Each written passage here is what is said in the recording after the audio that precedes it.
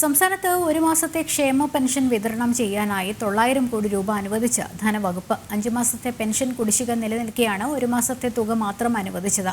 തെരഞ്ഞെടുപ്പിന് മുൻപ് 2 മാസത്തെ പെൻഷൻ വിതരണം ചെയ്തിരുന്നു. ബുധനാഴ്ച മുതൽ പെൻഷൻ തുക വിതരണം ചെയ്തു തുടങ്ങും.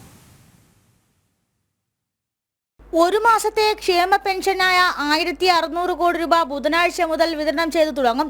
ഇതിനായി 900 കോടി രൂപ ധനവകുപ്പ് അനുവദിച്ചു. ഡിസംബർ മുതൽ ഏപ്രിൽ വരെയുള്ള പെൻഷനുകൾ സംസ്ഥാനത്ത് മുടങ്ങിക്കിടക്കെയാണ് ഒരു മാസത്തെ പെൻഷൻ മാത്രം വിതരണം ചെയ്യുന്നത്.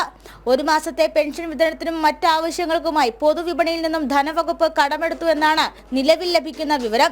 ലോക്സഭാ തെരഞ്ഞെടുപ്പിന് മുന്നോടിയായി 2 മാസത്തെ പെൻഷൻ വിതരണം ചെയ്തിരുന്നു. തെരഞ്ഞെടുപ്പിന് ശേഷം ബാക്കിയുള്ള കുടിശ്ശിക വിതരണം ചെയ്യാമെന്നായിരുന്നു സർക്കാരിന്റെ വാഗ്ദാനം. എന്നാൽ പെൻഷൻ വിതരണത്തിന് വേണ്ടിയുള്ള നടപടികൾ ആരംഭിച്ചിരുന്നില്ല. ഇന്നലെ ചേർന്ന CPM സെക്രട്ടേറിയറ്റിനു ശേഷമാണ് ഒരു മാസത്തെ പെൻഷനെങ്കിലും വിതരണം ചെയ്യാനുള്ള തീരുമാനത്തിലേക്ക് എത്തിയത്. മസ്റ്ററിംഗ് നടത്തിയ മുഴുവൻ ആൾക്കാർക്കും പെൻഷൻ വിതരണം ചെയ്യുമെന്നാണ് ധനവകുപ്പിന്റെ വാഗ്ദാനം.